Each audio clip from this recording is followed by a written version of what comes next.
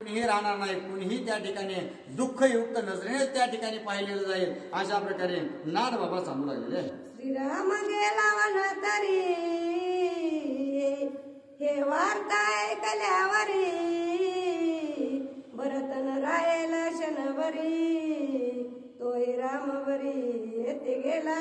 आणि भरत जर या ठिकाणी आला, आपल्या आईने अशा प्रकारचं कृत्य करून प्रभू रामचंद्रांना वनवासाला पाठवलंय हे जर असणारं भरताला जर कळालं तर भरत असणारा एक क्षण सुद्धा असणारा या नगरीमध्ये अयोध्येमध्ये थांबणार नाही. तो निश्चितच प्रभू रामचंद्राच्या मागे जाऊन असणारा प्रभू रामचंद्रासोबतच वनवासाला जाईल अशी जनता बोलू लागली. जळोतीचे काळे मुख निजपती मारिला निशेका पुत्र धराविले निद्रोख जगाची दुःखी चेनी. आणि असणाऱ्या जळोतीचे काळे तोंड असणारा आपल्या नवऱ्याला असणारा तिने जिवंत ठेवलं नाही, नवऱ्याला असणारा तडपून तडपून मारलेला आहे. आणि आपले जे काही लेकरं आहेत त्यांना असणारं त्या ठिकाणी वनवासाला पाठवलं. आणि हिच्यामुळं असणारी सगळी जी काही अयोध्येची जनता आहे, लहान थोर मोठी वृद्ध असणाऱ्या सगळ्यांना दुःखी करण्याचं कार्य हिने केलेलं आहे. त्याच्यामुळं असणारं सर्वजण त्या माता कैकेयीची निर्भत्सना आणि त्या ठिकाणी बोलू लागले आहे. कैकेयी पायाच्या समोर ते म्हणती झाकी मुख पवित्र समुख थुकती सर्वत्र करसी मरमरा नर नारी. आणि अशा प्रकारे ज्या वेळेस कैकेयीच्या माता कैकेयीच्या समोर असणारे लोक जाऊ लागले, जात असताना माता कैकेयीला बोलू लागले की हे बाई असणार तू आम्हाला मुख दाखवू नको, तू असणारा तोंडावर झाकून ठेव, अशा प्रकारचा अपवित्र मुख आम्हाला असणारा आमच्या डोळ्याने पाहायचं नाही. आणि काही काही जण असणार थू थू करून माता कैकेयीच्या समोरून जाऊ लागले आहेत. आणि अशा प्रकारची निर्भत्सना त्या ठिकाणी माता कैकेयीची करू लागली आहे. आओ रांड्या मुंडे आओ कैकेयीचे काळे तोंडे म्हणून तिचे नावे फोडिती दोंडे अति उदंड निंदिती. आणि अशा प्रकारे असणाऱ्या माता कैकेयीच्या नावाने काय काय असणारं बोलू लागले आहेत. ते असणारं वाईट वाईट शब्द जितका असणारं त्यांना बोलता येईल ते असणारे एकदम काळ्या तोंडाचे आहे. हिने नवरा मारला, हिने असणारं सगळं सौभाग्य घालवलं, हिने असणाऱ्याच्या सोबत राहून सगळ्यांना असणारं दुःख दिलं, अशा प्रकारे असणार त्या ठिकाणी निर्भत्सना सगळी जी काही अयोध्येची जनता आहे ती त्या ठिकाणी करू लागलेली आहे. कैकेयी पावली परम दुःख जगी दाखवू न शके मुख दिवा भितायसी देख लपे निशंक धारी. आणि अशा प्रकारे असणाऱ्या सर्वजण त्या राण्या ज्या काय आहेत ते रडू लागले आहेत. जे अयोध्येतील जनता त्या ठिकाणी जाऊन तीही असणारे रडू लागले, दुःखित होऊ लागले, शोकाकुल असणारे आहे. आणि हे सगळं असताना त्या ठिकाणी माता कैकेयीला कोणत्याही गोष्टीचं काहीच वाटत नाही.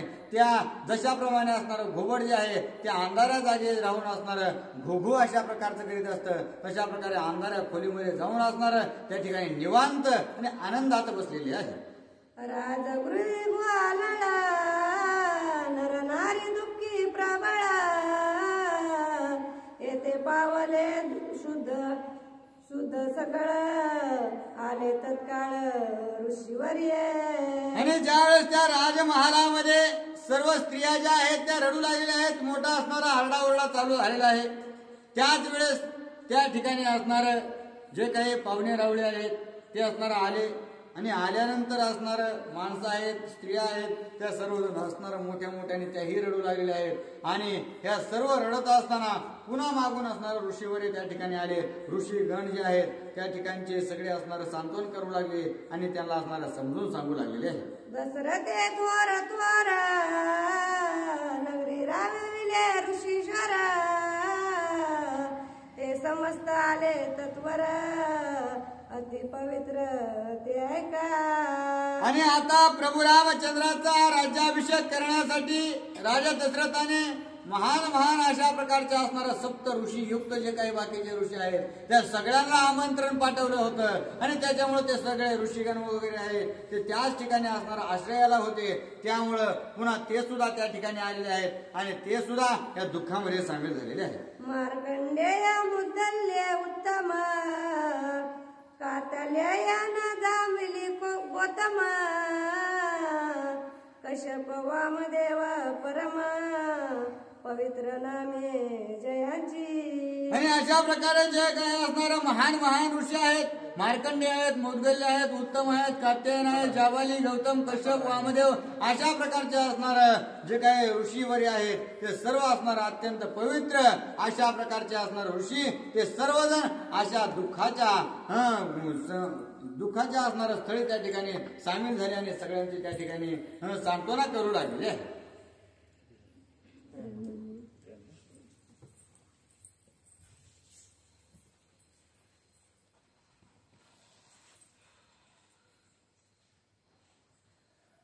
रामचंद्र भगवान की जय.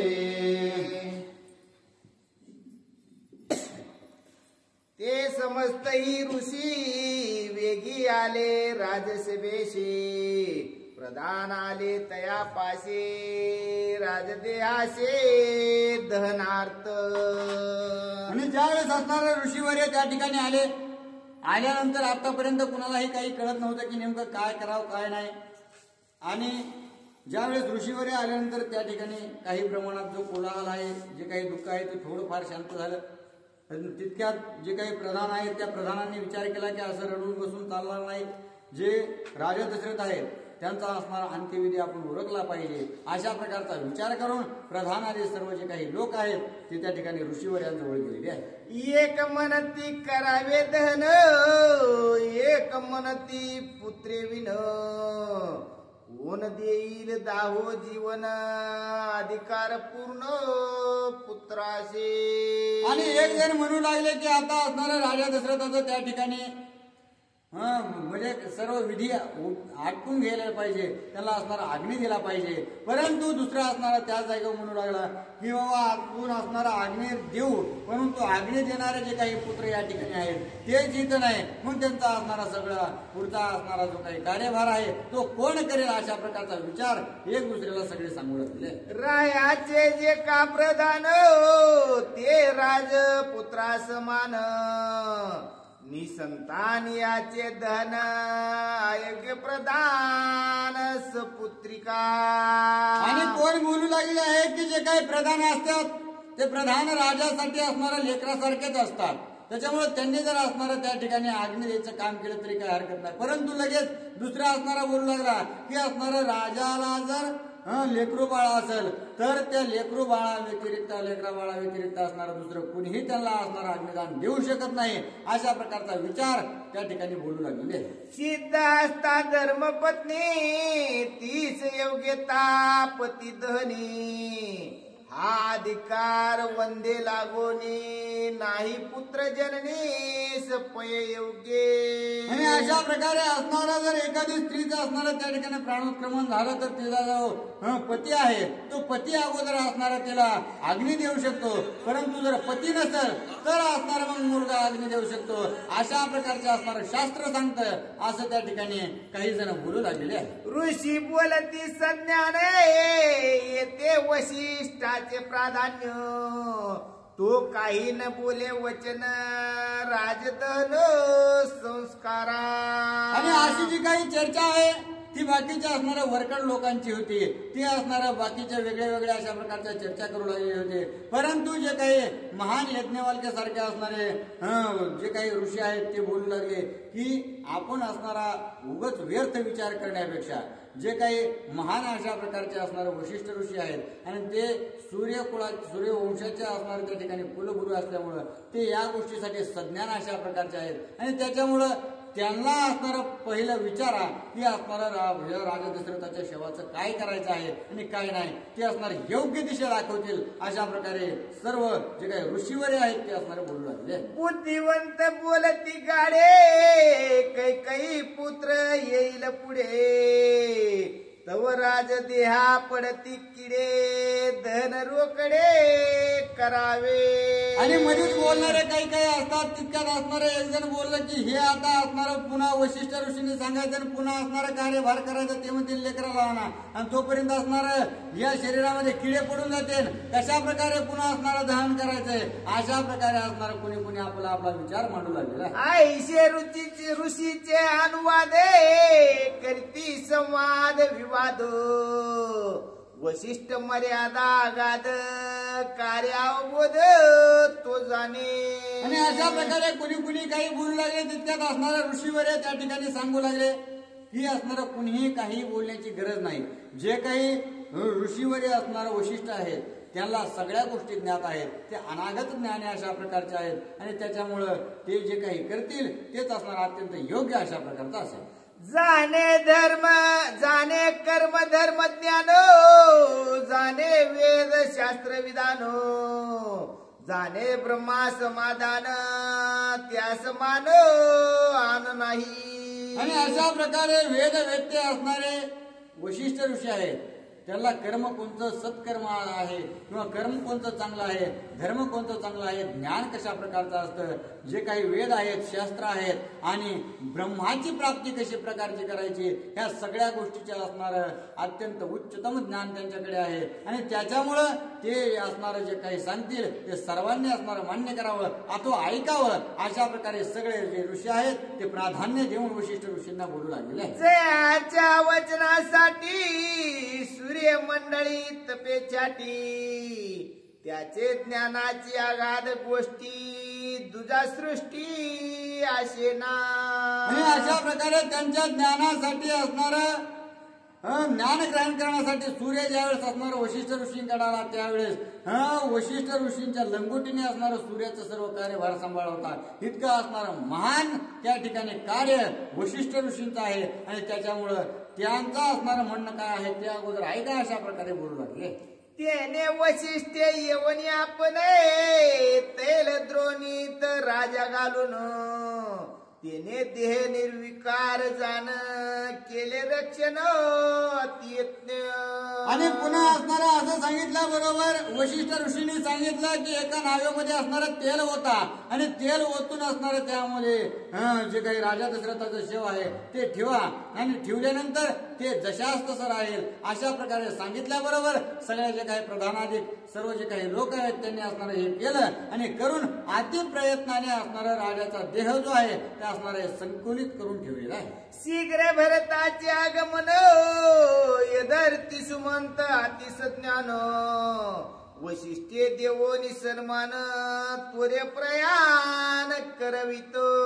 आणि अशा प्रकारे असणारं आता भरताला त्या अयोध्येमध्ये घेऊन यावं लागेल. मग हे असणारं कार्य करण्यासाठी सुमंत प्रधानच योग्य अशा प्रकारचे आहेत आणि सुमंत प्रधान ते कार्य करण्यासाठी अत्यंत तत्पर देखील आहेत. आणि अशा प्रकारे हे कार्य सोपवण्यासाठी वशिष्ठ ऋषी काय करू लागले.